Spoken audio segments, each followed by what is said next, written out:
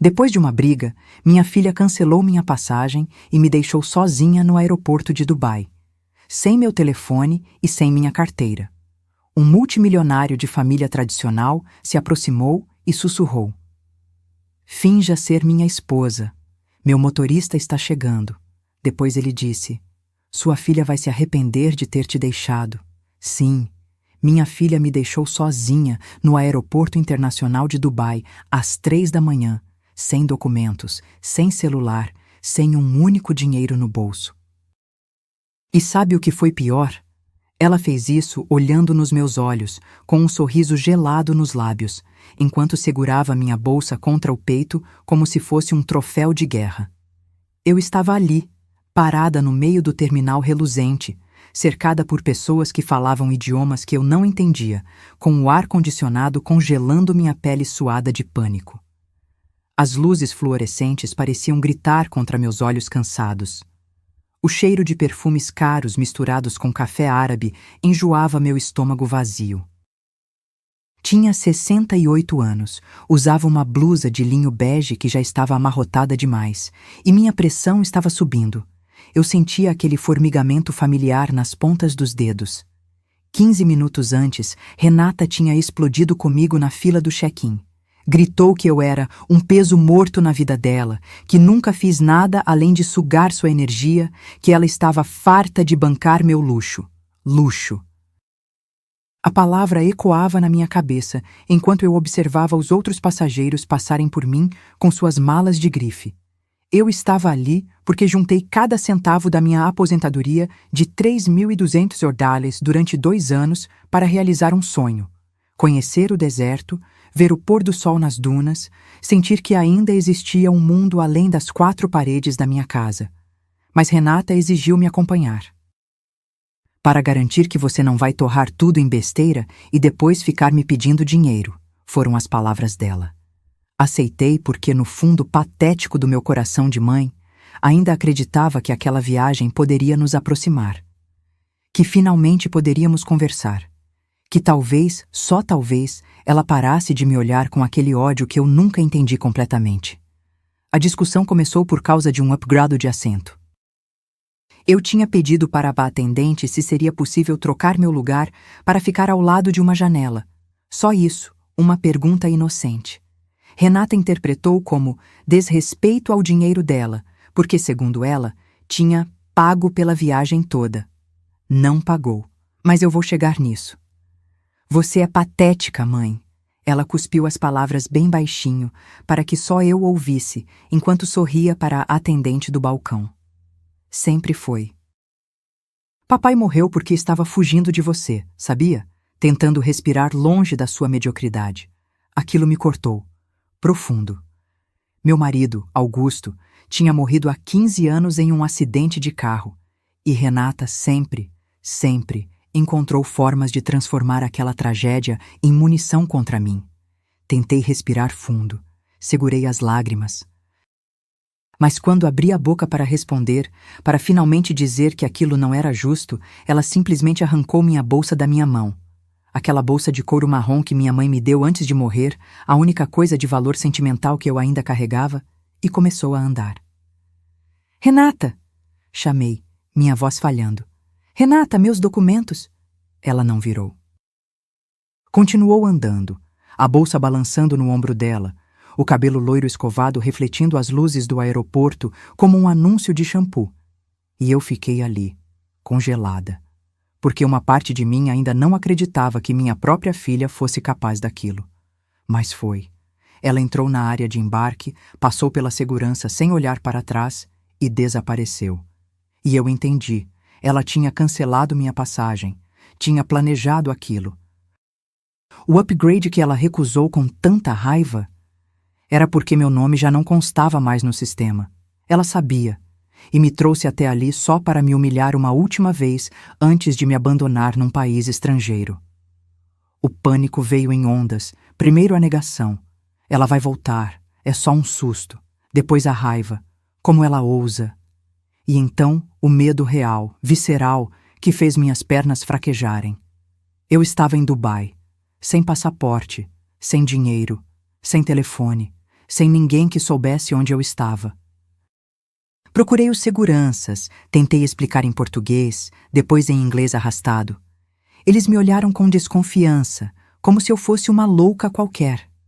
Um deles fez menção de chamar alguém, mas antes que qualquer coisa acontecesse, senti uma presença ao meu lado. Um homem alto, de cabelos grisalhos perfeitamente penteados, vestindo um traje social impecável em tons de cinza chumbo, inclinou-se levemente em minha direção. Seus olhos eram de um castanho dourado incomum, quase âmbar, e carregavam um misto de curiosidade e algo que parecia reconhecimento? Ele falou em português, com um sotaque suave, mas presente. A senhora está em apuros. Não era uma pergunta. Antes que eu pudesse responder, ele continuou, a voz baixa, urgente. Finja ser minha esposa. Meu motorista está chegando. Confie em mim agora. Faça perguntas depois.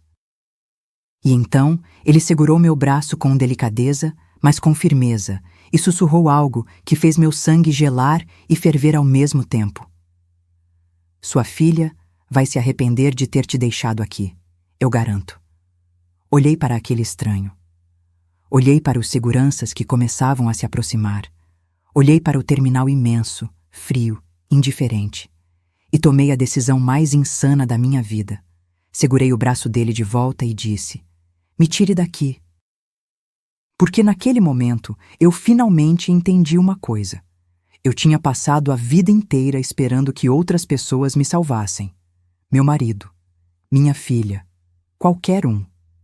E todos me abandonaram de um jeito ou de outro. Talvez fosse hora de aceitar a mão de um estranho e descobrir quem eu realmente era quando ninguém mais estava olhando. Mas se você quer saber como essa decisão mudou tudo, se inscreva no canal para acompanhar histórias reais de reviravolta e recomeço, porque o que aconteceu a seguir, ninguém poderia prever. O Mercedes preto parou na frente do aeroporto com a discrição de quem está acostumado a não chamar atenção, mas ao mesmo tempo irradiava poder. Vidros escuros, rodas reluzentes e um motorista que saiu do carro usando luvas brancas. Luvas brancas, gente, como se estivéssemos em 1950. Meu estranho benfeitor abriu a porta traseira e fez um gesto elegante com a mão. Por favor, entrei. O interior cheirava a couro novo e aquele perfume amadeirado caro que você sente nas lojas que nunca tem coragem de entrar. Os bancos eram tão macios que afundei neles como se estivesse sendo abraçada. O contraste com o pânico de 5 minutos atrás era tão violento que comecei a tremer. Ele entrou do outro lado, fechou a porta e o silêncio dentro do carro era quase sepulcral. O motorista arrancou sem dizer uma palavra. Olhei pela janela e vi o aeroporto se afastando, aquele monstro de vidro e luzes desaparecendo no retrovisor. E a realidade do que eu tinha acabado de fazer me atingiu como um soco.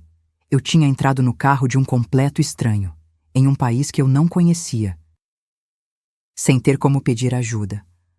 Respire, ele disse sem olhar para mim, como se estivesse lendo meus pensamentos. Sei que parece loucura, mas a senhora está segura. Quem é você? Consegui perguntar, minha voz saindo mais firme do que eu esperava. Por que me ajudou? Ele finalmente virou o rosto. À luz suave do interior do carro, pude ver melhor seus traços. Rugas que contavam histórias ao redor dos olhos, uma cicatriz fina perto da sobrancelha esquerda e aquela expressão de alguém que já viu demais da vida. Meu nome é Khalil Al-Rashid. Tenho 72 anos, sou saudita de nascimento, mas vivi 20 anos no Brasil. Tenho negócios em Dubai, São Paulo e Riad, e acabei de perder minha esposa há 8 meses. A última informação veio acompanhada de uma pausa pesada. Ele não esperava minha compaixão, mas eu senti mesmo assim. Há uma dor específica no olhar de quem perdeu alguém. Eu conhecia bem. Sinto muito, murmurei. Mas isso não explica por quê. Vi sua filha pegando sua bolsa. Ele interrompeu, a voz endurecendo. Vi a forma como ela sorriu enquanto fazia isso e reconheci aquela crueldade. Meu filho tem o mesmo sorriso quando acha que está me passando para trás. Engoli seco. Havia uma amargura naquelas palavras que espelhava perfeitamente a minha. E isso te motivou a ajudar uma desconhecida? Não exatamente. Ele ajustou os punhos da camisa, um gesto que parecia mais nervoso do que a postura dele sugeria. Preciso de algo em troca. E antes que imagine o pior, não é nada indecente. Preciso que a senhora finja ser minha esposa por algumas horas, talvez alguns dias. Meu primeiro instinto foi rir. Rir daquela situação absurda, cinematográfica, impossível. Mas o riso morreu na garganta quando vi que ele estava completamente sério. Está maluco? Provavelmente. Pela primeira vez, ele esboçou algo parecido com um sorriso. Mas escute, tenho uma reunião amanhã com investidores sauditas muito conservadores. Eles não confiam em homens viúvos para fechar negócios de longo prazo. Acham que somos instáveis emocionalmente. Minha falecida esposa sempre me acompanhava nessas reuniões. Sem ela, perco credibilidade. E não posso perder este negócio. São 400 milhões de dólares em jogo. 400 milhões. O número era tão absurdo que nem parecia real. Existem agências para isso, respondi, tentando processar. Atrizes, sei lá. Já tentei. Todas pareciam exatamente o que eram. Pagas. Esses homens não são tolos. Ele me olhou diretamente e havia algo quase desesperado naquele olhar âmbar. Mas a senhora tem aquela dignidade, aquela dor real nos olhos. Eles vão acreditar. Ah, isso é loucura. É, ele não discordou. Mas me diga, qual é a sua alternativa? Voltar ao aeroporto sem documentos? Tentar contatar sua filha, que claramente não quer ser encontrada? Ou aceitar minha proposta, dormir em um quarto confortável, comer uma refeição decente e amanhã conversamos sobre próximos passos com a cabeça fria? Cada palavra era uma verdade que eu não queria admitir. Ele tinha razão. Eu não tinha para onde ir. Não tinha como voltar. E quanto mais eu pensava nisso, mais a raiva crescia dentro de mim. Não dele, mas de Renata. Da minha filha que me transformou em uma mulher tão vulnerável que aceitar a proposta de um estranho parecia a opção mais sensata. Se eu aceitar, comecei devagar. O que exatamente espera de mim? Que use um vestido elegante amanhã à noite? Que sorria ao meu lado durante um jantar de 3 horas? Que demonstre familiaridade comigo? Nada íntimo, apenas a cumplicidade que casais de longa data têm. Que não contradiga nada que eu disser. Ele fez uma pausa. E em troca, coloco à sua disposição um quarto, alimentação, um telefone para que possa contatar quem precisar. E 15 mil reais quando tudo terminar. 15 mil reais. 5 meses da minha aposentadoria. Mais dinheiro do que eu tinha visto junto nos últimos 3 anos. Por que eu deveria confiar em você? Não deveria. A resposta dele foi tão honesta que me pegou de surpresa. Mas pergunte a si mesma. Alguém que quisesse te prejudicar ofereceria dinheiro? Faria questão de que você tivesse um telefone? Eu poderia ter simplesmente levado você a qualquer lugar, mas estou sendo transparente porque, estranhamente, acho que podemos nos ajudar. O carro fez uma curva e começamos a atravessar uma ponte iluminada. Lá fora, Dubai brilhava como uma joia artificial no meio do deserto, luzes que tocavam as nuvens, prédios que pareciam desafiar a gravidade, um mundo completamente diferente de tudo que eu conhecia. E talvez fosse isso. Talvez eu precisasse desse mundo diferente, dessa loucura. Porque o mundo antigo, aquele onde eu era mãe devotada, onde me sacrificava em silêncio, onde aceitava migalhas de afeto, esse mundo tinha me cuspido em um aeroporto estrangeiro sem um pingo de piedade. Olhei para Khalil. Realmente olhei.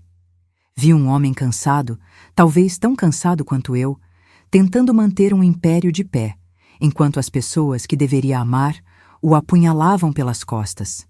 Vi alguém que entendia a solidão de ser descartável aos olhos dos próprios filhos. Tudo bem, ouvi minha própria voz dizer.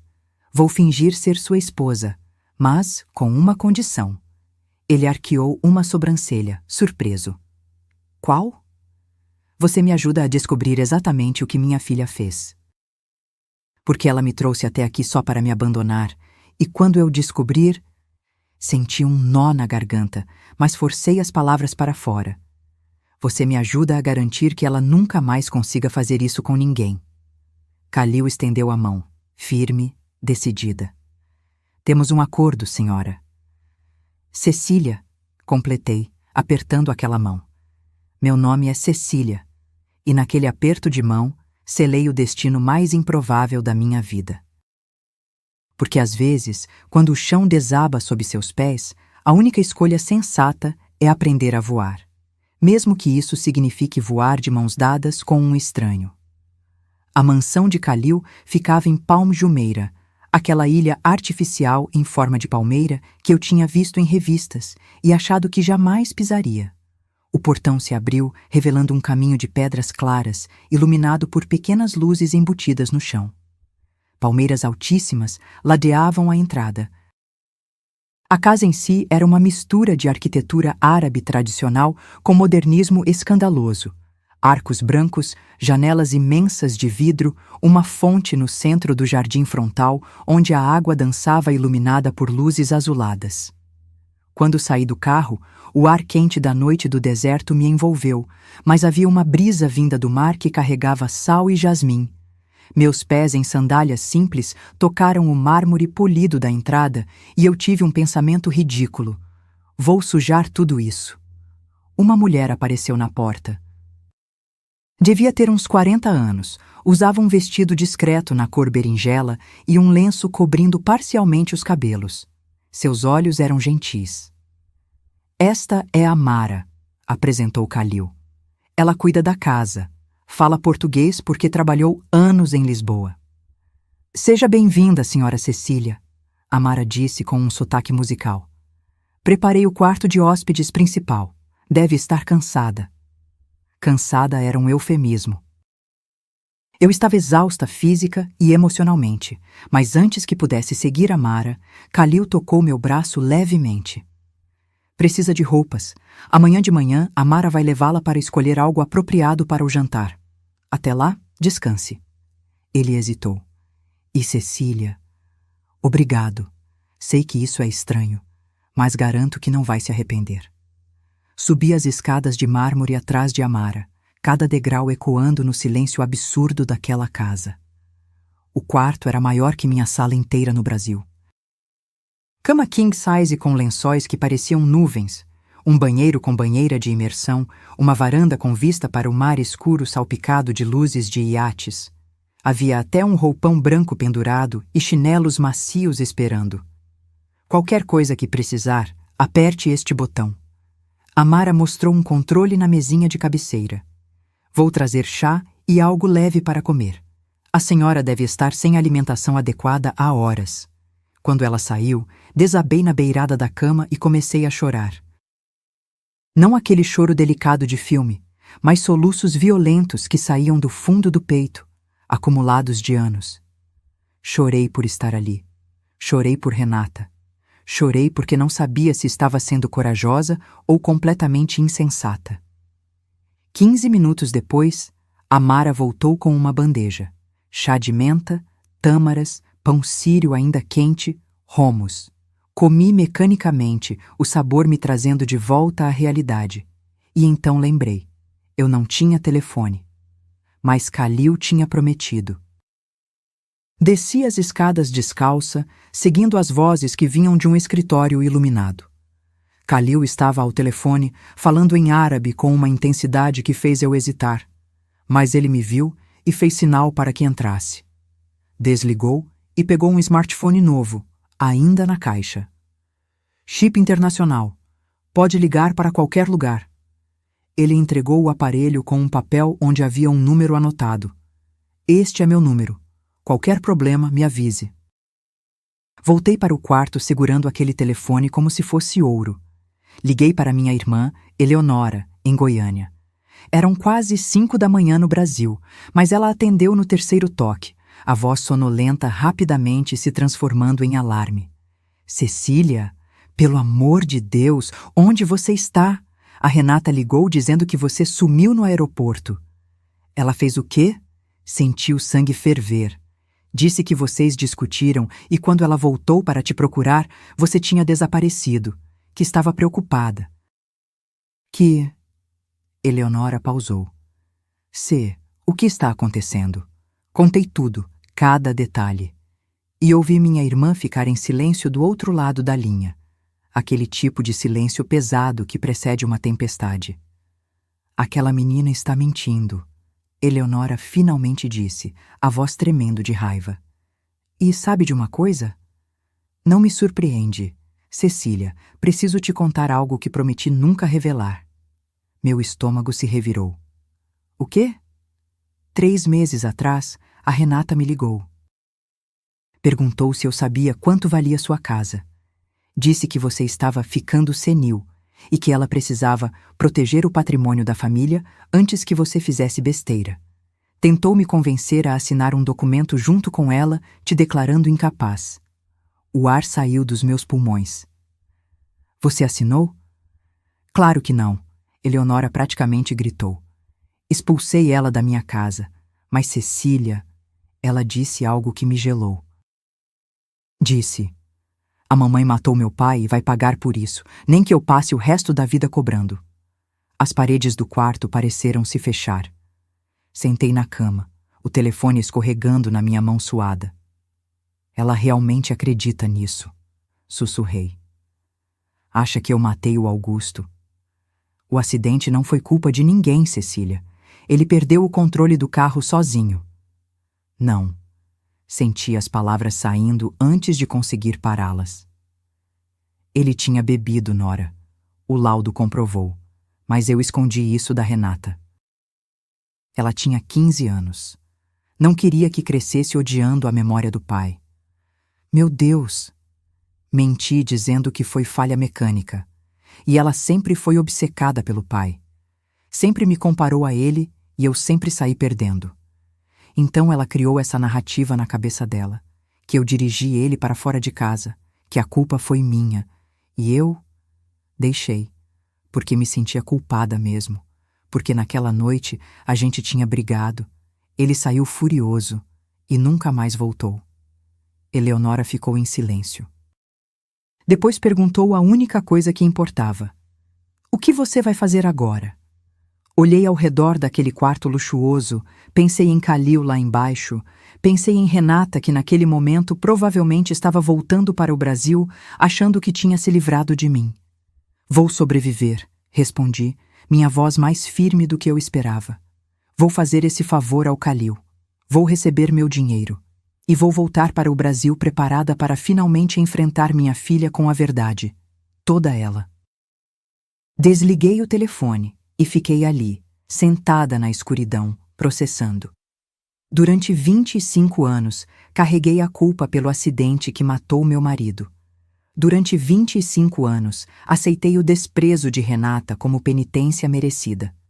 Durante 25 anos, fui a mãe que pedia desculpas por existir.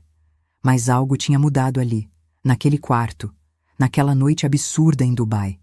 Talvez fosse o cansaço, talvez fosse a raiva.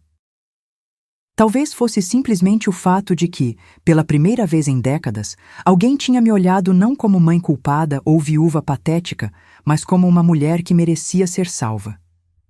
Deitei na cama de nuvens e dormi. E se sonhei, não lembro. Só sei que quando acordei, o sol entrava pelas cortinas de seda, o mar brilhava lá fora, e havia uma determinação nova queimando no meu peito. Renata queria que eu pagasse pelo passado? Então eu ia começar cobrando o presente, com juros. A Mara bateu na porta às 9 da manhã, trazendo café turco, frutas frescas e a informação de que tínhamos 3 horas para me transformar em esposa de empresário bilionário. O desafio parecia impossível, olhando para meu reflexo no espelho.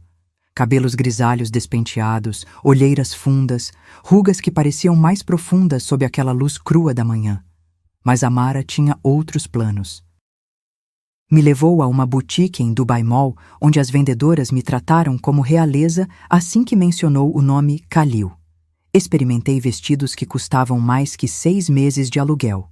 Escolhi um na cor azul petróleo, elegante sem ser chamativo, que escondia as imperfeições do tempo, mas realçava a postura que anos gerenciando hotel me deram, costas retas, cabeça erguida, aquela autoridade silenciosa de quem já comandou equipes.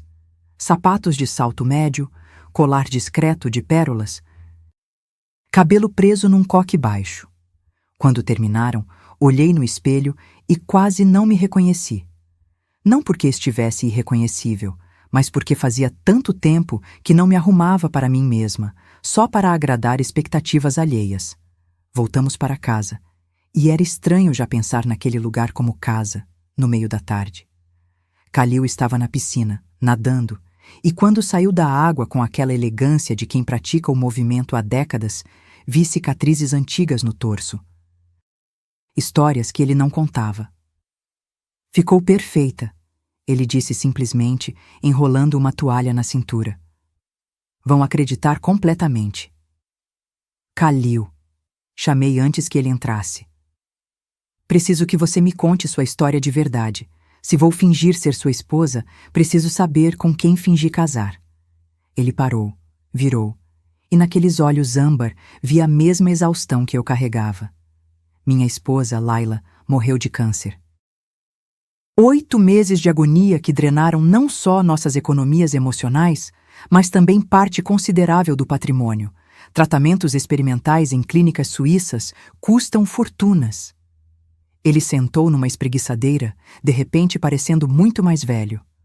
Meu filho, Rashid, interpretou isso como fraqueza. Tentou me fazer assinar uma procuração, alegando que eu estava emocionalmente comprometido para gerir os negócios. Queria assumir controle da empresa enquanto eu ainda estava vivo. Deus! Recusei, obviamente. Então ele começou uma campanha silenciosa para me desacreditar junto aos sócios. Espalhou que estou senil, que tomo decisões erráticas, que preciso de supervisão. A amargura na voz dele era palpável. Este negócio de amanhã é minha chance de provar que ainda comando meu império. Mas os investidores são tradicionais. Um viúvo solitário não passa confiança. Acham que vou fazer escolhas desesperadas, impulsivas. E vai? Ele riu sem humor. Já fiz? Coloquei você no meu carro. Touché. Passamos a tarde ensaiando. Ele me contou sobre a empresa. Importação e exportação de especiarias e tecidos finos, com sede em Riad e filiais em 15 países. Me ensinou nomes dos sócios, detalhes sobre a vida de casado que precisávamos manter consistente. Como nos conhecemos, em uma conferência no Rio há 3 décadas, quantos filhos tínhamos? Só Rashid para ele, só Renata para mim, onde passamos nossa lua de mel, mentira elaborada sobre Santorini. Mas entre as mentiras ensaiadas, verdades escapavam.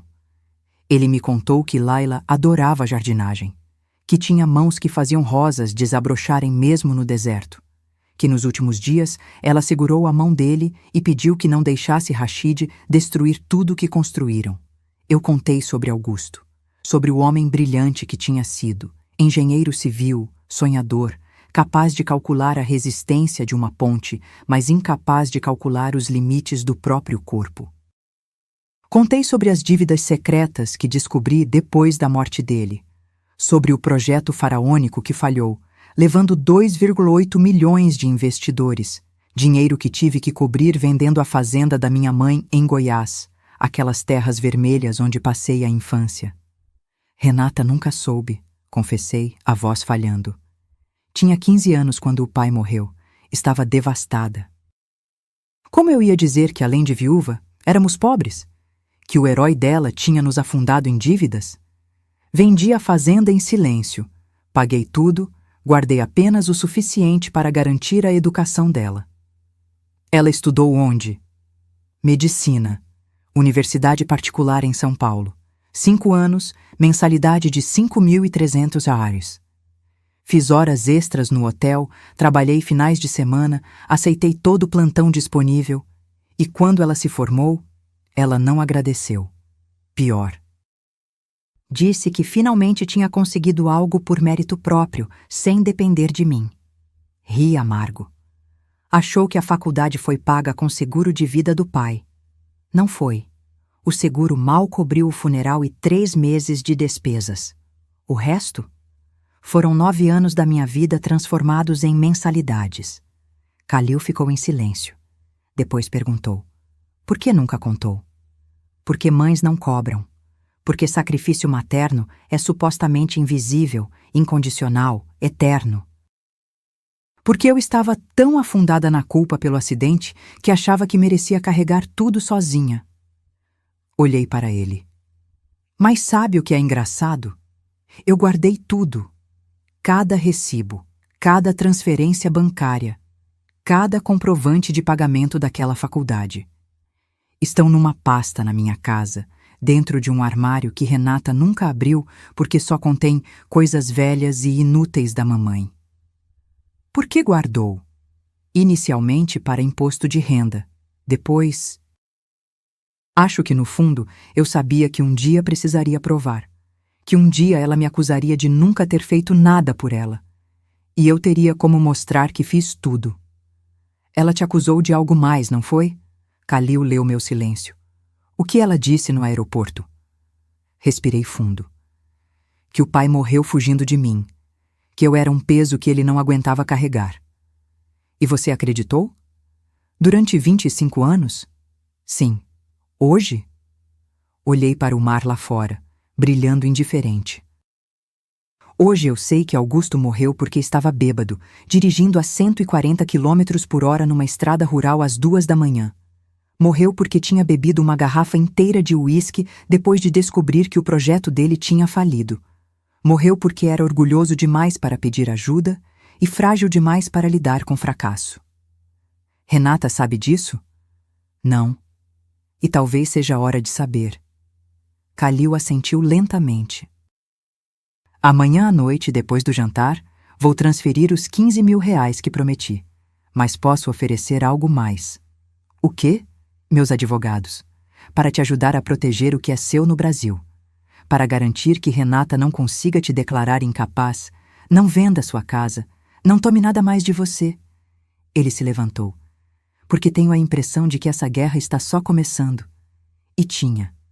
Ele não fazia ideia do quanto. Porque naquela noite, enquanto me preparava para jantar com investidores árabes, fingindo ser esposa de um estranho, recebi uma mensagem de Renata.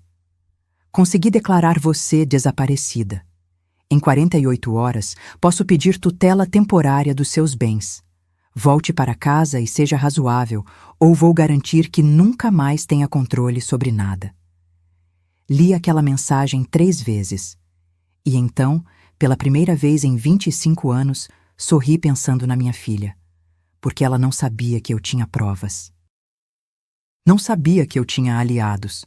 E definitivamente não sabia que a mãe patética e submissa tinha acabado de morrer no aeroporto de Dubai. O que tinha sobrado era algo muito mais perigoso. Uma mulher sem nada a perder. O jantar aconteceu em um restaurante no último andar do Burj Al Arab, aquele hotel em forma de vela que parece flutuar sobre o mar. Chegamos em um Rolls Royce, porque aparentemente Mercedes era casual demais para aquela ocasião. 3 investidores sauditas nos esperavam, homens na faixa dos 60 anos, vestindo roupas tradicionais impecáveis, com olhares que avaliavam cada detalhe. Khalil me apresentou em árabe primeiro, depois em inglês. Seu braço estava levemente apoiado nas minhas costas, um toque possessivo, mas respeitoso. Ensaiado. Mas quando me puxou a cadeira e nossos olhos se encontraram por um segundo, vi algo além da encenação. Gratidão real. A conversa fluiu em árabe durante a maior parte do tempo. Eu sorria nos momentos apropriados, bebia água enquanto eles tomavam suco de romã e observava. Um deles, Sheikh Ibrahim, tinha o hábito de torcer o anel no dedo mindinho quando estava considerando algo sério. Outro, Mahmoud, ria alto demais e batia na mesa quando concordava. O terceiro, Faisal, Quase não falava, apenas observava com olhos de águia. Foi Faisal quem se dirigiu a mim diretamente, em inglês carregado de sotaque. Senhora Al-Rashid, seu esposo menciona que a senhora tem experiência em hospitalidade. Conte-nos. Todos os olhares viraram para mim. Khalil ficou imperceptivelmente tenso. Respirei. Coloquei a taça de água na mesa com delicadeza estudada e disse a verdade. Trabalhei 32 anos como gerente de operações no Hotel Excelsior em Goiânia. Comecei como recepcionista aos 20 anos, subi cada degrau até assumir gestão completa de uma equipe de 93 funcionários. Quando saí, nossa taxa de ocupação estava em 94% e tínhamos mantido o selo de excelência por 8 anos consecutivos. Silêncio. Depois, Sheikh Ibrahim perguntou: por que saiu? Poderia ter mentido, inventado qualquer desculpa elegante. Mas olhei para Khalil e vi nele o mesmo cansaço de carregar máscaras. Então respondi: meu marido morreu. Precisei focar na minha filha, e quando ela cresceu, percebi que tinha me esquecido de quem eu era além de mãe e viúva. Então me aposentei cedo demais e passei 15 anos sendo invisível. A sinceridade cortou o ar como faca. Mahmoud parou de rir. Faisal inclinou a cabeça, reavaliando, e Sheikh Ibrahim assentiu lentamente, como se eu tivesse passado em algum teste não declarado. Honestidade, ele disse. Rara em nossos círculos. O resto do jantar fluiu mais fácil. Eles falaram sobre o negócio, uma rede de hotéis boutique que queriam expandir pela Península Arábica. Khalil apresentou números, projeções, estratégias. E quando terminou, Sheikh Ibrahim se virou para mim novamente. Sua esposa concorda com este investimento? Khalil congelou. Aquela pergunta não estava no roteiro. Olhei para os números ainda abertos no tablet sobre a mesa. 30 anos de experiência hoteleira me fizeram ver algo que talvez os outros tivessem perdido. Respirei fundo e disse, com ressalvas: a projeção para Dubai está otimista demais considerando a saturação do mercado. Mas Oman está subvalorizado. Há potencial ali que os números não capturam. O silêncio foi absoluto. Khalil me olhou com uma mistura de choque e algo que parecia admiração. E então Sheikh Ibrahim começou a rir, uma gargalhada genuína que ecoou pelo restaurante. Khalil, meu amigo, sua esposa entende mais de negócios que metade dos consultores que nos apresenta. Ele bateu na mesa. Fechamos o acordo, mas com a condição de que ela revise os planos para Oman. 3 horas depois, estávamos de volta à mansão. O contrato estava assinado, 400 milhões de dólares garantidos, e eu tinha acabado de improvisar uma participação que não estava prevista. Khalil serviu 2 copos de suco de tamarindo na varanda. Ficamos ali, olhando o mar escuro, o silêncio pesado entre nós. Desculpe, disse finalmente. Não devia ter opinado, estraguei o roteiro. Estragou? Ele virou para mim e pela primeira vez vi um sorriso completo naquele rosto. Cecília, você salvou a negociação. Ibrahim estava testando. Queria ver se você era real ou fachada. E você não apenas foi real, foi brilhante. Foram só 30 anos vendo hoteleiros cometerem os mesmos erros. Não, foi instinto, competência. Ele bebeu um gole, pensativo. Preciso te fazer uma proposta, e desta vez não é fingimento. Meu estômago apertou. Ouço.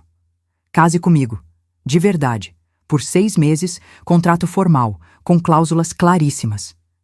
Ele levantou a mão antes que eu protestasse. Escute tudo antes de recusar. Você receberia 850 mil Harleys depositados em conta sua, intocáveis. Moraria aqui, trabalharia como consultora nos projetos hoteleiros. Salário separado de 35 mil Harleys mensais. Teria proteção legal completa. Meus advogados garantiriam que Renata não tocasse em nada seu no Brasil. Por que faria isso? Porque Rashid está tentando me afastar da empresa. Um casamento legítimo, com esposa ativa nos negócios, destrói o argumento dele de que estou senil e isolado. Khalil me encarou. E porque, sinceramente, hoje à noite vi algo que não via há anos. Alguém que entende meu mundo e pode me ajudar a protegê-lo. Mas 6 meses? E depois? Divórcio amigável. Você fica com o dinheiro, com as conexões que fizer, com a experiência. Volta para o Brasil ou fica aqui, escolha sua. Mas garanto, Renata nunca mais vai poder te diminuir, porque você terá patrimônio próprio, independência real. A proposta era insana, maior que qualquer coisa que eu imaginara.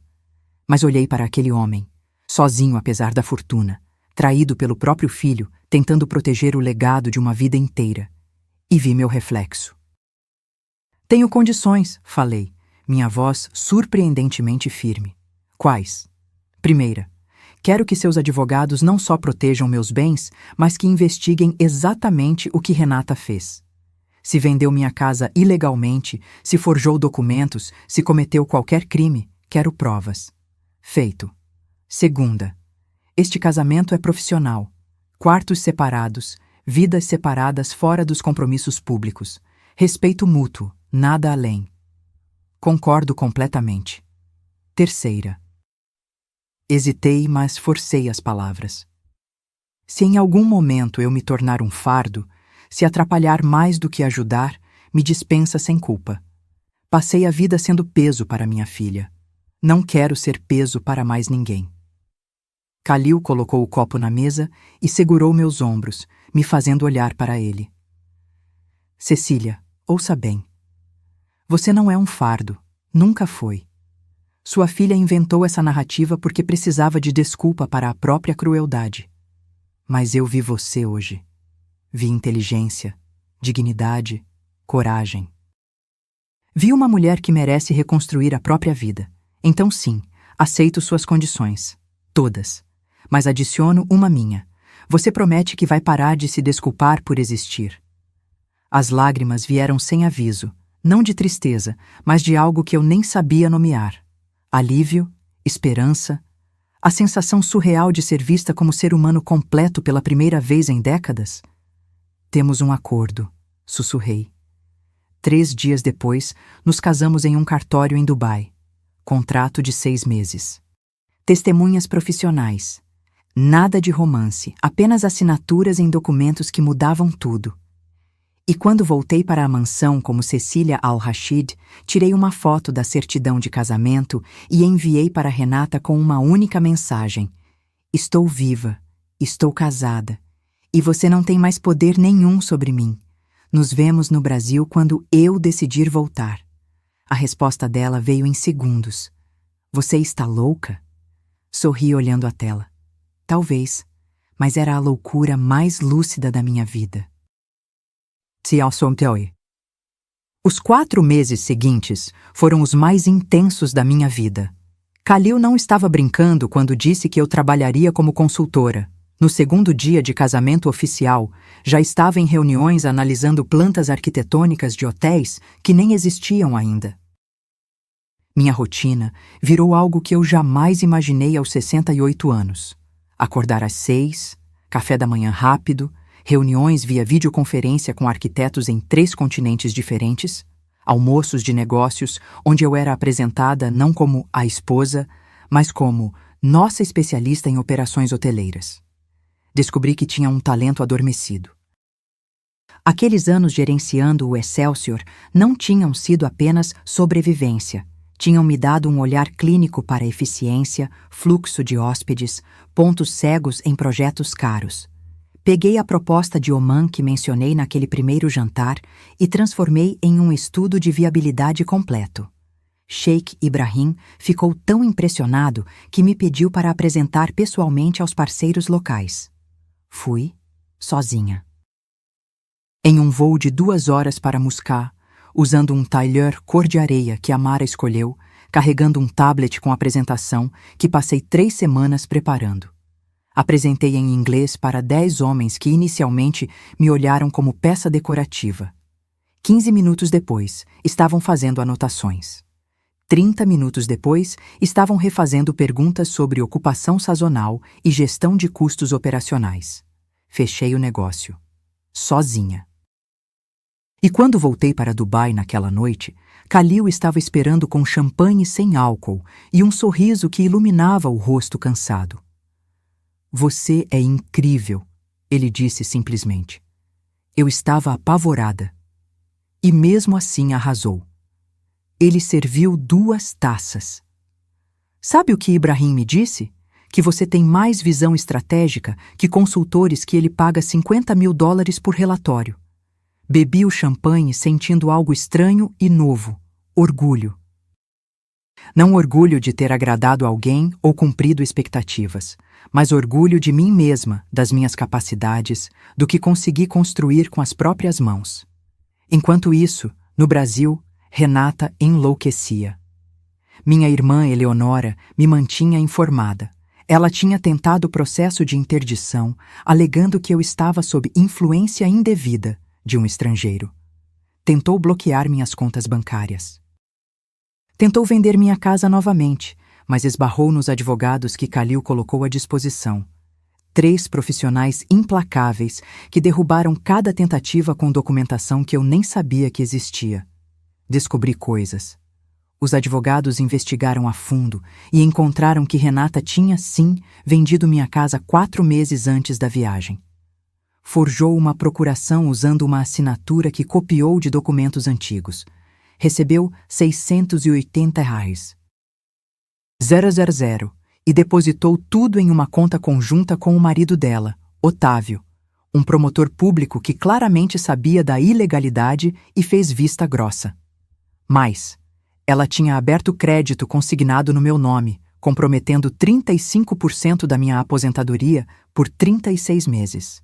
Tinha usado meu CPF para comprar um carro 0 km no valor de R$125 mil, que estava registrado no nome dela. Tudo documentado. Tudo ilegal. Tudo provável com papéis que os advogados montaram em um dossiê de 140 páginas. Podemos processá-la criminalmente, disse Dr. Hassan, o advogado principal, durante uma videoconferência. Estelionato, falsificação de documento, apropriação indébita. Ela pegaria de 2 a 6 anos de prisão. Fiquei em silêncio olhando aquele dossiê. Minha filha, a menina que embalei no colo, a adolescente que chorou no meu ombro quando o pai morreu.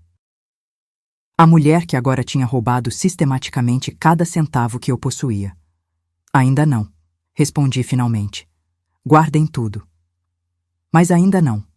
Khalil, que assistia à reunião ao meu lado, me olhou curioso depois que desligamos. Por quê? Ela merece pagar. Merece.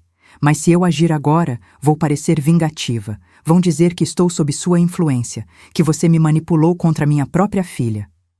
Respirei fundo. Preciso voltar para o Brasil, olhar nos olhos dela. Dar uma chance de ela me ver como igual, não como vítima. E se mesmo assim ela continuar tentando me destruir, aí sim uso tudo isso. Você é mais estrategista do que imaginei. Aprendi com 30 anos aguentando hóspedes abusivos sem perder a compostura.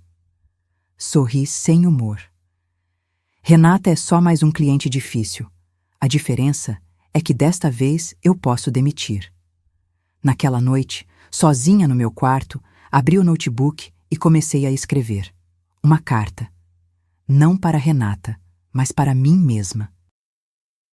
Listando cada sacrifício que fiz, cada mentira que engoli, cada vez que me diminuí para que ela se sentisse maior.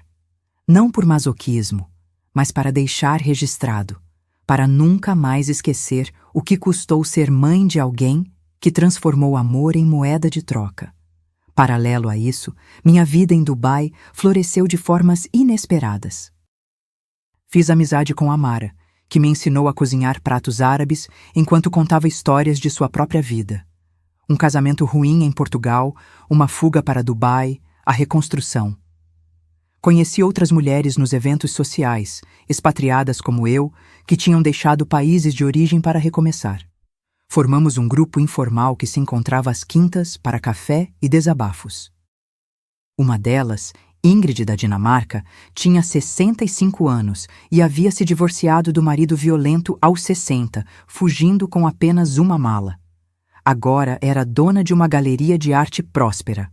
Outra, Yuki do Japão, tinha 71 e administrava 3 restaurantes depois que os filhos a expulsaram de casa por ser um fardo.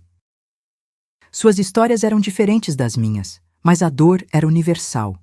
Mulheres que foram descartadas, subestimadas, apagadas e que decidiram que valia a pena lutar por um espaço próprio no mundo. Sabe o que aprendi? Ingrid me disse certa vez, segurando uma xícara de chá com as mãos marcadas pelo tempo. Que solidão acompanhada é pior que solidão escolhida. Prefiro estar sozinha sendo eu mesma do que cercada de gente que exige que eu seja pequena. Guardei aquelas palavras como mantra. E quando completamos 4 meses de casamento, Khalil me chamou para conversar no escritório dele. Estava sério, formal de um jeito que não via desde o primeiro dia. O contrato era de 6 meses, ele começou. Faltam 2, mas preciso saber. O que você quer fazer depois? A pergunta me pegou desprevenida, porque pela primeira vez em décadas eu tinha escolhas reais. Dinheiro na conta. Trabalho que me realizava. Um lugar no mundo que não dependia de ser mãe ou esposa de alguém. Não sei, respondi honestamente. Ainda preciso resolver as coisas com Renata. Preciso voltar ao Brasil e fechar esse ciclo. E depois, olhei para ele, para o homem que tinha sido estranho 4 meses atrás e agora era... O quê? Amigo? Parceiro de negócios? Algo indefinível que não cabia em categorias simples? Depois, falei devagar. Acho que quero ficar. Não como sua esposa, não permanentemente, mas quero continuar trabalhando. Quero esse projeto de Oman. Quero... importar. Ele sorriu. Aquele sorriso raro que transformava o rosto austero em algo quase jovial. Então, temos muito a conversar sobre renovação de contrato. Mas o destino, como sempre, tinha outros planos. Porque 3 dias depois, enquanto eu revisava plantas para o hotel em Muscat, recebi uma ligação de Eleonora. Cecília. A voz dela estava estranha. Controlada demais. A Renata está indo para Dubai. Comprou passagem. Chega amanhã. Meu sangue gelou. Como ela conseguiu meu endereço? Não sei. Mas está furiosa. Postou nas redes sociais que vai resgatar a mãe das garras de um golpista internacional. Está mobilizando gente, fazendo drama público. Pausa pesada. Ela está vindo para a guerra. Desliguei e fiquei ali, segurando o telefone, sentindo o peso do confronto inevitável se aproximando como tempestade no horizonte. Renata queria guerra? Então ia ter.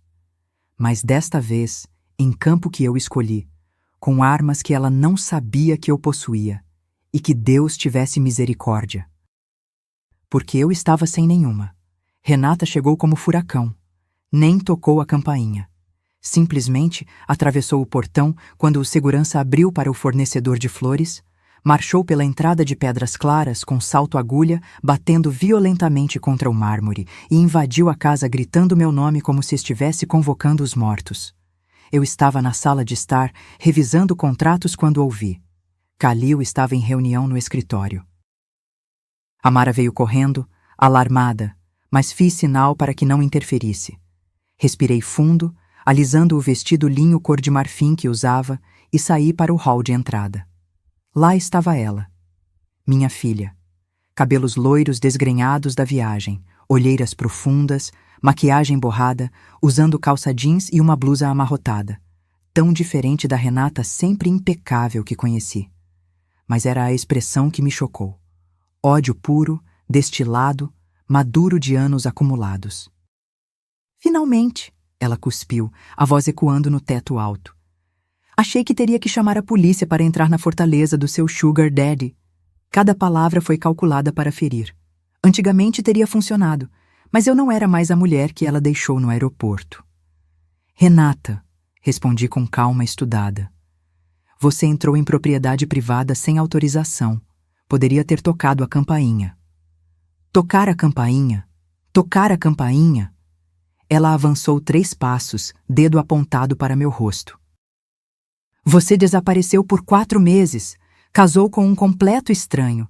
E quer que eu seja educada? Quero que você se comporte como adulta.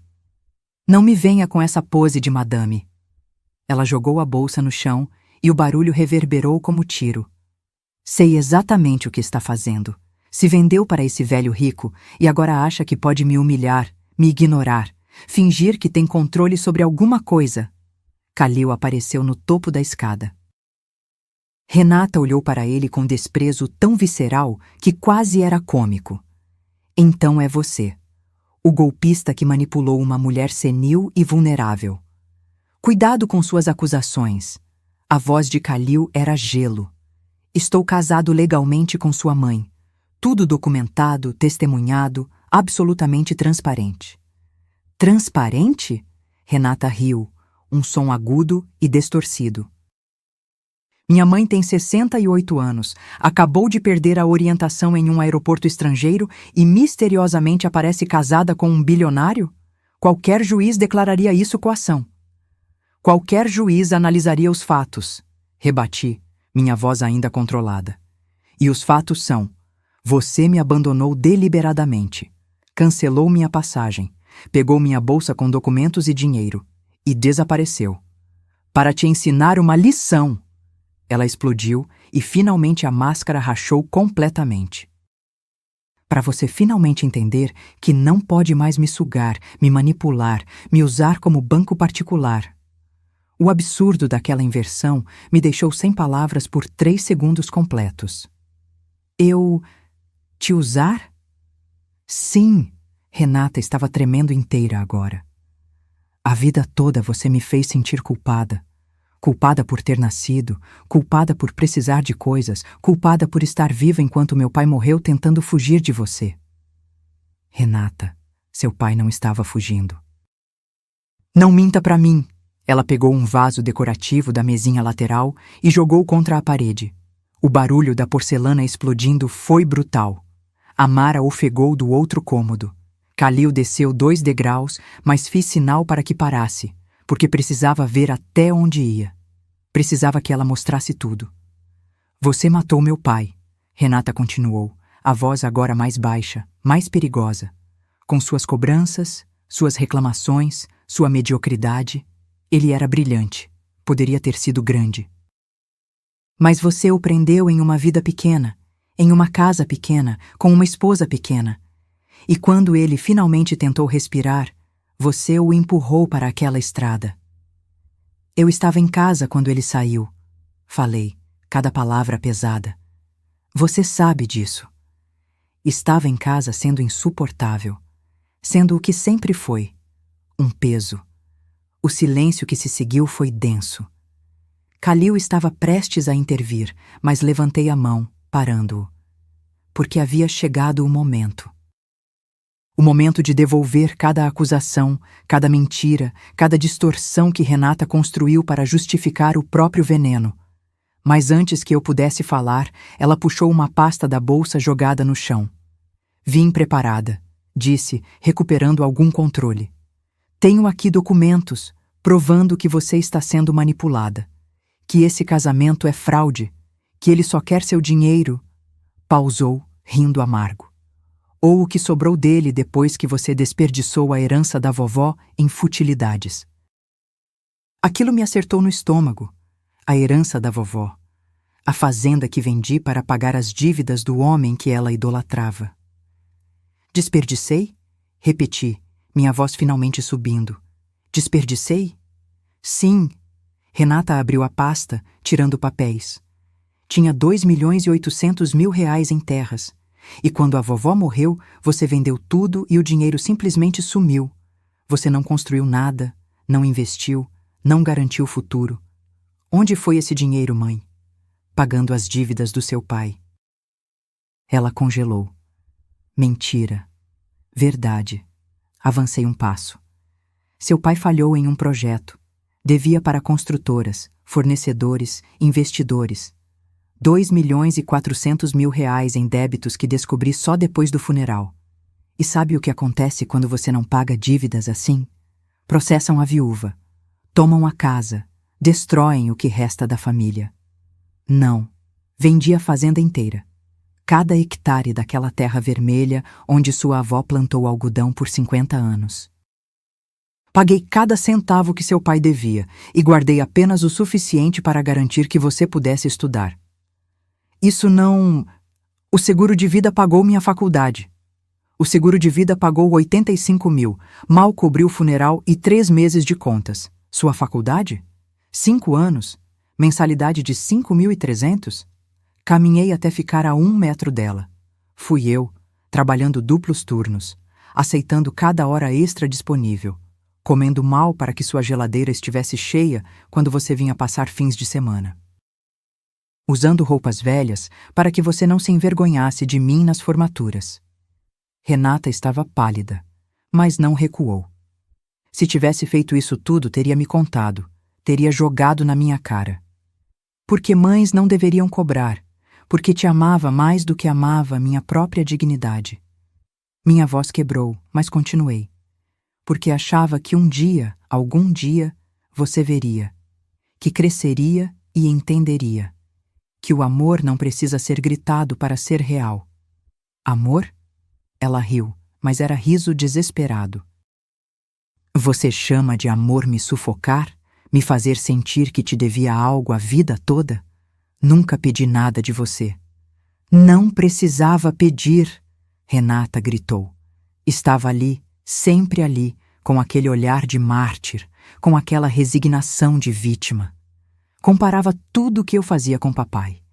Toda conquista minha, você lembrava que ele teria ficado orgulhoso. Como se eu só existisse como extensão dele. E ali, finalmente vi. A ferida real. Não eram as dívidas, não era o dinheiro, não era nem a morte de Augusto. Era que Renata tinha passado 25 anos competindo com um fantasma. E eu, sem perceber, tinha alimentado essa competição cada vez que evocava a memória dele para preencher o vazio que sua ausência deixou. Você tem razão, falei, e vi o choque no rosto dela. Fiz isso. Usei seu pai como medida para tudo. E foi errado. Ela piscou, desarmada. Mas isso não justifica o que você fez comigo. Continuei. Vendeu minha casa ilegalmente. Usou meu CPF para abrir crédito. Forjou documentos. E me abandonou em um país estrangeiro, sabendo que eu não tinha como voltar. Eu ia buscar você depois. Mentira. Khalil desceu o resto da escada segurando um tablet. Tenho aqui o extrato bancário mostrando que você depositou os 680 mil harares da venda ilegal da casa. Tem também as conversas com seu marido planejando como manter sua mãe fora do Brasil tempo suficiente para consolidar a apropriação. Renata empalideceu ainda mais. Como você conseguiu isso? Por que, minha filha? Respondi. Você subestimou quem eu podia me tornar quando parasse de me desculpar por existir. Ela olhou para mim. Realmente olhou. E naquele momento, vi o medo substituindo o ódio nos olhos dela. Porque finalmente entendeu. A mãe submissa tinha morrido em Dubai. E quem estava diante dela agora era alguém muito mais perigoso. Alguém com nada a perder. Renata recuou 2 passos, tropeçando levemente no tapete persa. O medo nos olhos dela era novo. Ela nunca tinha me visto como ameaça real. Sempre fui a mãe controlável, previsível, que engolia humilhações com sorrisos trêmulos e desculpas sussurradas. Mas aquela mulher morreu há 4 meses. Você está blefando, ela disse, a voz falhando. Não tem como ter acesso às minhas conversas privadas. Khalil deslizou o dedo na tela do tablet, ampliando uma imagem. Virou o aparelho para que ela visse. Reconheci a interface. Prints de WhatsApp entre Renata e o marido, Otávio. Consegui adiar o retorno dela, inventando que o voo atrasou. Mais 2 dias e posso registrar a venda como definitiva. Se ela aparecer antes, alega que estava confusa, desorientada. Tenho 2 colegas médicos que assinam laudo de incapacidade se precisar. Quando ela voltar, já era. A casa é nossa. Renata leu em silêncio, o rosto perdendo toda a cor. Quando terminou, sussurrou. Isso é invasão de privacidade. Não vale em tribunal. Vale quando obtido legalmente através de investigação autorizada. Dr. Hassan havia entrado pela porta lateral, trajando terno cinza impecável, pasta executiva na mão. Senhora Cecília me autorizou formalmente a investigar possíveis crimes contra seu patrimônio, e encontramos muito mais que conversas. Ele abriu a pasta sobre a mesa de centro, retirando documentos organizados em separadores coloridos. Cada movimento era teatral, proposital, desenhado para maximizar o impacto. Procuração falsificada, registrada em cartório mediante suborno de um funcionário que já confessou. Venda fraudulenta de imóvel avaliado incorretamente para reduzir impostos. Abertura de crédito consignado usando documentos da vítima sem consentimento. Apropriação indébita de $124.800 em parcelas de carro registrado em nome da investigada. Ele pausou, tirando óculos de leitura. Somando tudo, estamos falando de estelionato qualificado, falsidade ideológica e apropriação indébita. Pena combinada? Entre 6 e 12 anos de reclusão. Renata segurou a beirada do sofá para não cair. Isso não pode... Eu sou médica, tenho carreira, reputação. Tinha, corrigi, minha voz saindo mais fria que pretendia. Porque quando isso chegar ao Conselho Regional de Medicina, vai perder o registro. Médico condenado por crime patrimonial não exerce. Ela me olhou como se estivesse vendo um monstro. Você faria isso? Destruiria sua própria filha? A pergunta ecoou no hall silencioso. Khalil, Amara, Dr. Hassan, todos esperaram minha resposta, e eu precisei de 3 respirações profundas antes de conseguir falar. Não sei, admiti, e vi surpresa no rosto de Renata. Porque parte de mim ainda é a mãe que te embalou quando tinha cólica, que ficou acordada noites inteiras quando você teve pneumonia aos 7 anos, que guardou cada desenho que você fez na escola primária dentro de uma caixa de sapato que ainda está no armário da... Pausei, corrigindo. Da casa que você vendeu. Lágrimas começaram a descer pelo rosto dela. Mas não eram lágrimas de arrependimento. Eram de raiva frustrada. Então está me chantageando? É isso? Seja boazinha ou vou te denunciar. Não. Caminhei até a escrivaninha antiga no canto da sala, abri a gaveta e peguei uma pasta de couro desgastado. Minha. A que trouxe do Brasil escondida na bagagem que Renata não sabia que existia.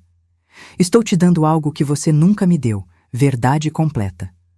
Coloquei a pasta nas mãos dela. Renata abriu com dedos trêmulos.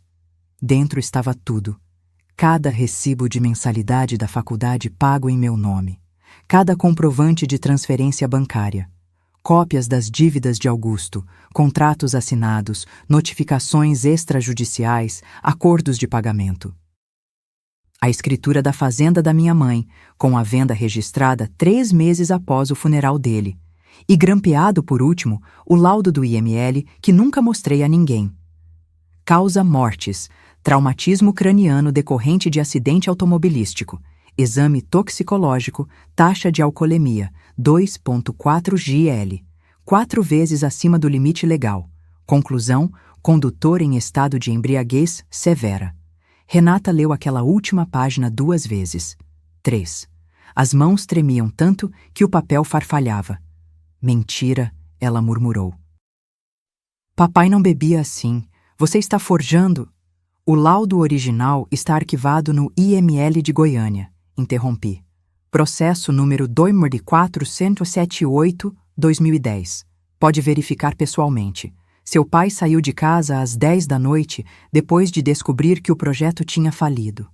Bebeu uma garrafa inteira de Johnny Walker Black, que estava guardada para comemoração, e dirigiu 140 km/h em uma estrada rural sem iluminação.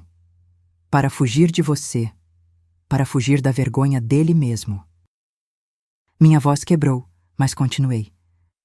Porque Augusto era brilhante, sim, mas era também orgulhoso, imprudente, incapaz de admitir erros. E quando o projeto falhou, quando descobriu que tinha arruinado investidores que confiaram nele, não aguentou encarar as consequências. E você escondeu isso de mim, porque você tinha 15 anos. Finalmente gritei, e o som ecoou pela casa toda. Porque estava destroçada, porque chorava toda noite chamando por ele. Como eu ia chegar para uma adolescente em luto e dizer: seu pai morreu bêbado, fugindo de dívidas que eu vou passar os próximos 10 anos pagando? Silêncio absoluto. Até Renata ficou sem palavras. Então engoli, continuei, mais baixo agora.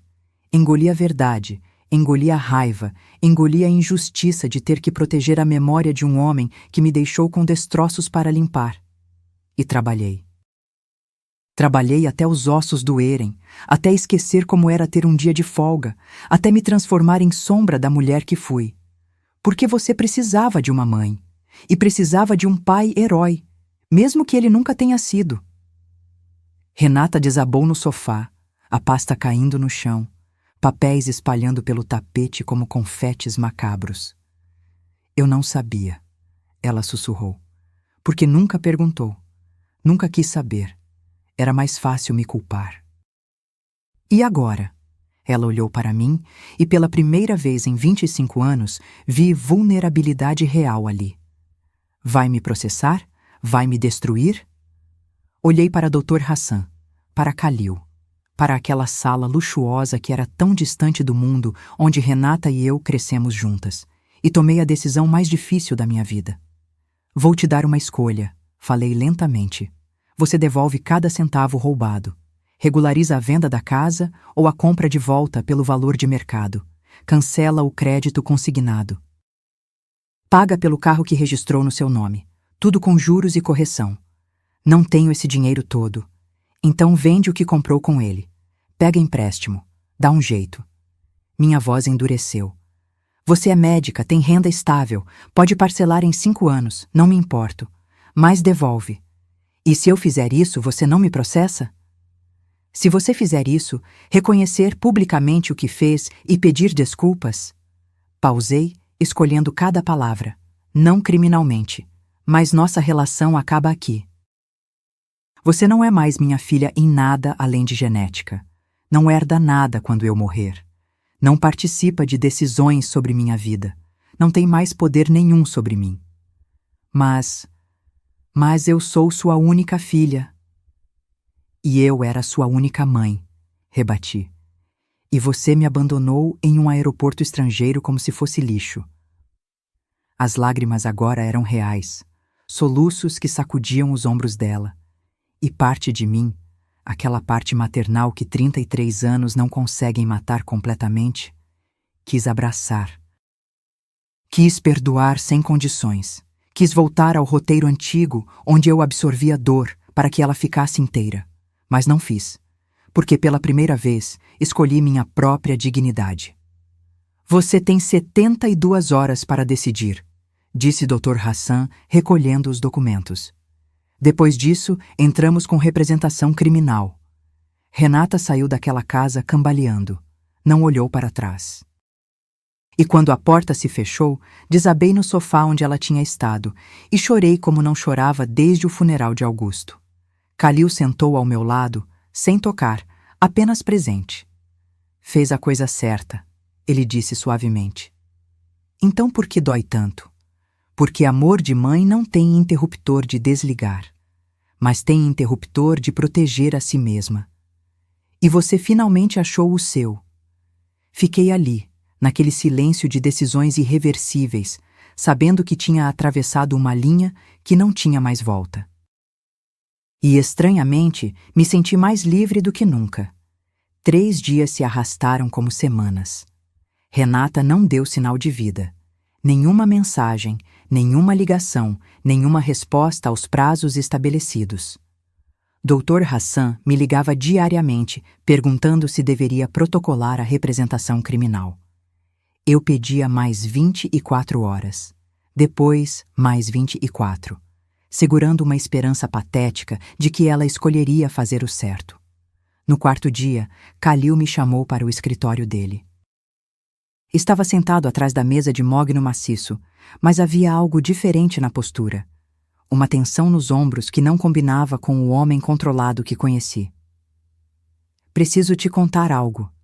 Ele começou, dedos entrelaçados sobre a mesa. E vai mudar tudo entre nós. Meu estômago apertou. Depois de 4 meses naquele mundo surreal, tinha aprendido que frases assim nunca vinham seguidas de boas notícias. O quê? Quando te conheci no aeroporto, disse que precisava de uma esposa para reuniões de negócios, que era necessário para manter credibilidade. Ele pausou, escolhendo palavras. Era verdade, mas não era a verdade completa. Levantei devagar da cadeira onde estava sentada. Explica. Meu filho, Rashid, não está apenas tentando me afastar da empresa. Ele está tentando me declarar mentalmente incapaz.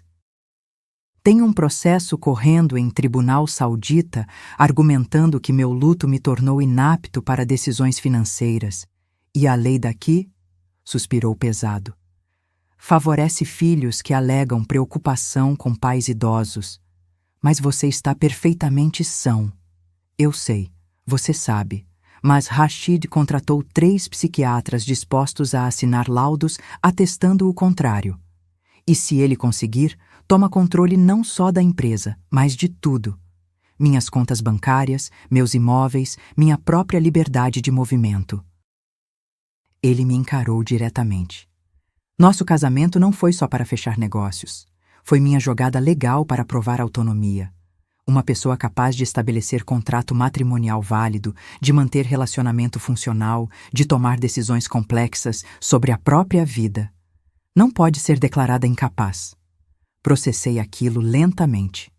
Ele tinha me usado, de forma mais sofisticada que Renata, com mais gentileza, mas tinha me usado do mesmo jeito. Você me manipulou. Não nos termos que está pensando. Khalil se levantou, contornando a mesa. Tudo o que ofereci foi real. O dinheiro, o trabalho, a proteção legal. E o respeito? Cecília, o respeito foi absolutamente genuíno. Mas sim, omiti parte da motivação. E peço desculpas por isso. Por que está contando agora? Porque acabou de sair a sentença. Ele pegou um documento estendendo para mim. O juiz indeferiu o pedido de Rashid. Citou especificamente meu casamento recente e minha participação ativa em novos empreendimentos como prova de plena capacidade mental. Estou livre. E você me salvou sem nem saber completamente do quê. Peguei o documento. Estava em árabe, mas havia tradução juramentada grampeada. Li 3 vezes, processando as implicações. Então não precisa mais de mim. Legalmente? Não. Ele deu 2 passos na minha direção, mas em todos os outros sentidos. Cecília, estes 4 meses foram os primeiros desde a morte de Laila que não me senti completamente sozinho. Você trouxe vida para esta casa, inteligência para os negócios e uma companhia que eu não sabia que precisava tanto. Aonde quer chegar? Nosso contrato termina em 6 semanas, mas gostaria de propor algo diferente. Ele hesitou e pela primeira vez vi insegurança real naquele homem. Não um novo contrato, não uma extensão do arranjo profissional, mas um recomeço real. Conhecer um ao outro sem máscaras, sem necessidades urgentes nos forçando. Apenas 2 pessoas que talvez possam construir algo genuíno. Fiquei em silêncio. Parte de mim queria gritar que ele tinha mentido, que era igual a todos os outros. Mas outra parte, a parte que amadurecera nesses 4 meses, entendia. Ele tinha feito o que precisava para sobreviver, exatamente como eu. Preciso pensar, respondi finalmente. Compreensível. Mas Cecília... Saiba que meus sentimentos não foram estratégia.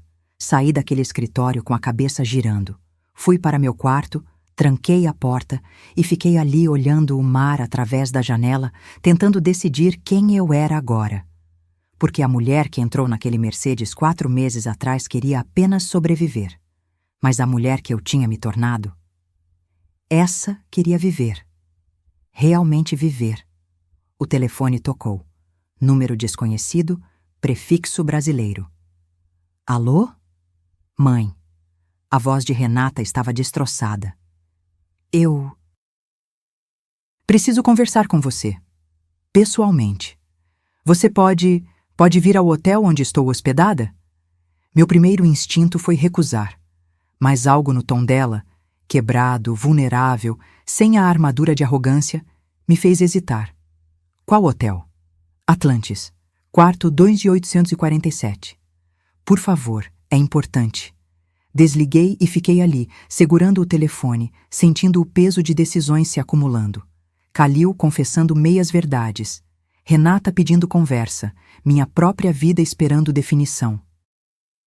Desci e encontrei Kalil na sala, lendo relatórios. Renata quer conversar, avisei. Vou encontrá-la. Ele levantou imediatamente. Levo você. E fico esperando se precisar. No caminho até o Atlantis, nenhum de nós falou. Mas quando chegamos, ele segurou minha mão brevemente. Seja qual for a decisão que tomar, disse, sobre ela, sobre mim, sobre sua vida, escolha você. Não o que é esperado, não o que é mais fácil, você. Subi até o 28º andar com o coração batendo descompassado. Toquei a campainha do 2847. A porta se abriu. Renata estava descalça, usando moletom, cabelos presos bagunçados, rosto inchado de choro. E ao lado dela, sentado no sofá da suíte, estava Otávio, o marido promotor que ajudou nos crimes. Não vou ficar se ele estiver aqui, avisei imediatamente. Ele vai embora, Renata disse rápido. Otávio, sai. Mas... sai! Ela gritou com uma intensidade que o fez levantar e sair sem mais protestos. Quando a porta fechou, Renata desabou no sofá e começou a chorar. Soluços violentos que sacudiam o corpo inteiro. Ele me deixou, ela conseguiu dizer entre os soluços. Quando soube que você tinha provas, que podia processar a gente, Otávio simplesmente fez as malas e foi embora. Disse que não ia arriscar a carreira dele por problemas familiares meus. Fiquei em pé, cruzando os braços, me protegendo do impulso automático de confortar. E você me ligou por quê? Para eu sentir pena? Não! Ela levantou o rosto, olhos vermelhos me encarando. Para te pedir perdão. Perdão de verdade. Não porque estou encurralada, mas porque... A voz falhou. Porque finalmente entendi o que fiz. Entendeu? Passei a noite lendo aqueles documentos. Cada recibo, cada comprovante, fazendo as contas. Ela limpou o nariz com as costas da mão. Você trabalhou quase 10 anos para pagar minha faculdade. Vendeu a fazenda da vovó para proteger a memória do papai. E eu transformei tudo isso em munição contra você. Sim, transformou. Porque era mais fácil te odiar do que admitir que passei 25 anos idolatrando um homem que não merecia. Que era mais fácil te culpar do que aceitar que talvez eu não fosse filha tão especial assim. Que talvez eu fosse só medíocre. A palavra ecoou no quarto de hotel. Você não é medíocre, Renata. É médica competente, tem carreira, mas é... Procurei a palavra certa. Cruel. E egoísta. E tão consumida por uma competição imaginária comigo que esqueceu de ser humana. Eu sei, ela fungou. E não sei se consigo mudar, não sei se mereço perdão, mas vim te dizer que vou devolver tudo. Vou vender meu carro, vou pegar empréstimo, vou fazer o que for necessário e vou aceitar suas condições, todas elas. Sentei na poltrona em frente a ela, cansaço imenso me dominando. Por quê? Porque o marido te largou? Porque está sozinha? Porque finalmente entendi que você também estava. Sussurrou. Sozinha. E mesmo assim, nunca me abandonou. Até eu te forçar a isso. Ficamos ali, mãe e filha, separadas por 4 meses e 25 anos de mágoas acumuladas. E eu percebi, o perdão não vinha fácil. Mas talvez, só talvez, viesse eventualmente. 2 anos depois, estava sentada na varanda da minha cobertura em Muscat, Omã, observando o sol se pôr sobre o golfo, tingindo as montanhas de tons alaranjados que pareciam saídos de um quadro. Na mesa ao lado, relatórios do hotel que inauguramos 3 meses antes, o Al Yasmin Boutique, primeiro de uma rede de 5 que planejávamos abrir na região. Taxa de ocupação, 91%. Avaliações online, 4,8 de 5 estrelas. Lucro no primeiro trimestre, acima das projeções. Meu celular vibrou. Mensagem de Amara, que agora era gerente-geral do Al Yasmin em Dubai. Senhora Cecília, os hóspedes do quarto 304 perguntaram especificamente por você. Querem agradecer pessoalmente pelo atendimento. Disse que você está em Muscat, mas eles insistiram que voltarão quando estiver por lá. Sorri. Esse era o tipo de problema que eu adorava ter. Khalil apareceu na varanda trazendo 2 copos de chá com cardamomo. Nos últimos 2 anos, ele tinha envelhecido. Os cabelos mais brancos, as rugas mais fundas. Mas havia uma leveza nele que não existia quando nos conhecemos. Sentou na cadeira ao meu lado com um suspiro satisfeito. Os arquitetos mandaram as plantas finais do hotel de Salalah, ele disse, colocando o copo na mesa. Quer revisar hoje ou amanhã? Amanhã. Hoje quero apenas isso. Apontei para o pôr do sol, para o silêncio confortável, para a vida que construímos tijolo por tijolo. Nosso casamento de conveniência tinha tecnicamente terminado há 18 meses. Mas quando chegou a data, nenhum de nós mencionou o divórcio. Em vez disso, Khalil simplesmente perguntou se eu queria jantar fora. Jantamos. E no dia seguinte, acordamos e continuamos nossas rotinas como se o contrato nunca tivesse tido data de validade. Não era romance de cinema. Não havia declarações apaixonadas ou gestos grandiosos. Era companheirismo construído em respeito mútuo, admiração profissional e o conforto raro de estar com alguém que entendia a solidão na mesma frequência que você. Rashid ligou ontem, Khalil comentou casualmente. Quer conversar sobre reconciliação. E você? Disse que portas estão abertas quando ele estiver pronto para pedir desculpas de verdade. Não para negociar termos. Ele bebeu um gole do chá. Aprendi com você que dignidade não se negocia. Meu telefone vibrou novamente. Dessa vez, uma chamada de vídeo. Eleonora, minha irmã. Atendi vendo o rosto dela preencher a tela. Sorriso largo, cabelos recém-pintados de loiro. C, adivinha quem está aqui comigo? A câmera virou, mostrando Renata. Minha filha estava diferente.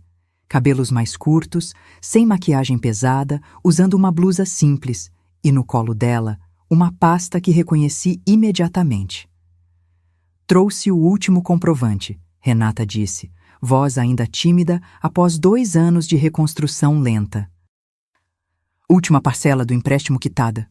Tudo que peguei está devolvido, com juros. Tia Nora testemunhou. Eleonora acenou um papel para a câmera. Conferi tudo. Ela cumpriu, Cecília. Levou 2 anos, mas cumpriu cada centavo. Senti um nó na garganta. Renata tinha vendido o apartamento onde morava, voltado a alugar. Tinha pego plantões extras, trabalhado fins de semana, vivido de forma austera que nunca imaginou. Tudo para devolver o que roubou. Obrigada por confirmar, Nora, respondi, mantendo voz controlada. Mãe. Renata começou, depois parou. Ainda não era natural para ela me chamar assim. Cecília, não estou pedindo que volte a me considerar filha. Sei que destruí isso, mas queria que soubesse que... Estou tentando. Tentando ser a pessoa que você merecia ter criado. Khalil colocou a mão sobre a minha, gesto silencioso de suporte. Vejo isso, respondi finalmente. E respeito. Mas Renata... Reconstruir confiança leva tempo. Muito tempo. Eu sei. Ela assentiu, olhos marejados, mas sem chorar. Por isso não estou pedindo, só informando que estou aqui, quando e se você quiser. Desliguei a chamada e fiquei olhando para o mar escurecendo. Khalil não disse nada, apenas permaneceu ali, sua presença constante e reconfortante. Vai perdoá-la? Ele perguntou eventualmente. Não sei. Talvez perdão seja meta inalcançável. Respirei fundo. Mas posso oferecer algo menor, chance de provar que mudou, com o tempo, sem promessas. Parece justo. 3 meses depois, inaugurei o Instituto Recomeço, um projeto que vinha gestando silenciosamente. Funcionava em um prédio alugado em Goiânia, reformado com parte do dinheiro que tinha guardado. O objetivo? Capacitar mulheres acima de 60 anos para reingressarem no mercado de trabalho.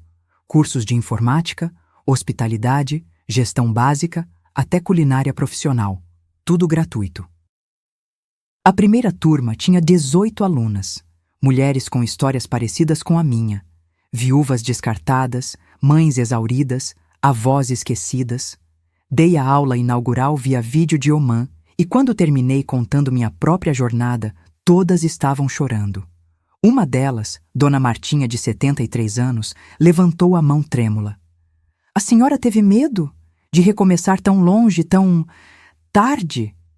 Apavorada, respondi honestamente. Mas descobri que coragem não é ausência de medo. É decidir que o medo não vai mais decidir por você. O instituto cresceu. 6 meses depois, tínhamos 2 turmas. 1 ano depois, 4. Yuki, minha amiga japonesa de Dubai, abriu filial em Tóquio usando o mesmo modelo. Ingrid fez parceria para oferecer estágios nas galerias dela. Viramos rede internacional de mulheres recusando-se a serem invisíveis. E Renata? Ela apareceu na inauguração da 2ª sede do Instituto, em Brasília. Não falou comigo diretamente, mas trabalhou o dia inteiro como voluntária, servindo café, organizando cadeiras, ajudando senhoras a preencher fichas de inscrição. No final do dia, nossos olhos se encontraram por 3 segundos através da sala. Não sorrimos, não acenamos, mas havia reconhecimento ali. Um começo minúsculo de algo que talvez, em 5 ou 10 anos, pudesse se parecer com paz. Hoje, aos 70 anos, divido meu tempo entre Oman, Dubai e Brasil. Khalil está ao meu lado em todas as viagens, não como marido no sentido tradicional, mas como parceiro no sentido mais completo da palavra. Temos quartos separados, vidas parcialmente independentes, mas jantamos juntos todas as noites possíveis. E nas noites em que o peso da solidão aperta, sabemos que há alguém na casa ao lado que entende. Rashid eventualmente pediu desculpas. Está reconstruindo relação com o pai devagar, com terapia familiar mediando. Não sei se chegarão a lugar genuíno, mas não é meu papel julgar. Quanto a mim, aprendi que recomeçar não significa apagar o passado.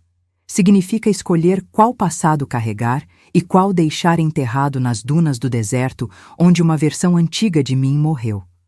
Ainda penso em Augusto às vezes, mas não com culpa. Com a compreensão madura de que amei um homem falho, que ele me amou do jeito torto que conseguia e que ambos fizemos o melhor com as ferramentas emocionais que tínhamos. E Renata? Ela me manda mensagem todo domingo. Pequenas atualizações sobre a vida, sobre pacientes que tratou, sobre terapia que continua fazendo. Não respondo sempre, mas leio todas. Porque perdão completo pode nunca vir. Mas testemunhar alguém tentando ser melhor? Isso eu posso oferecer. Na semana passada, estava revisando contratos para o hotel de Salalah quando recebi pacote do Brasil. Dentro, um álbum de fotos. Renata tinha recuperado todas as imagens da minha vida que estavam na casa vendida. Minha infância na fazenda, meu casamento, ela bebê, Augusto sorrindo em fotos raras. No bilhete, apenas uma linha. Pensei que você gostaria de ter suas memórias de volta, sem condições, sem expectativas, apenas porque são suas. Chorei segurando aquele álbum. Não de tristeza, mas de compreensão. Memórias são nossas, mas futuro escolhemos. E eu escolhi um futuro onde acordo em Oman olhando o mar. Onde trabalho construindo espaços que acolhem viajantes. Onde ajudo mulheres a redescobrirem valor próprio. Onde divido chá com cardamomo com um homem que me vê como igual. onde minha filha é presença periférica, respeitada, mas não central. Passei 40 anos sendo mãe. Finalmente aprendi a ser Cecília e descobri, aos 70 anos, que nunca é tarde para escolher a própria felicidade. Mesmo que isso signifique construí-la tijolo por tijolo, em um deserto do outro lado do mundo, começando do zero absoluto. Porque às vezes o zero é exatamente o lugar onde deveríamos ter começado desde sempre.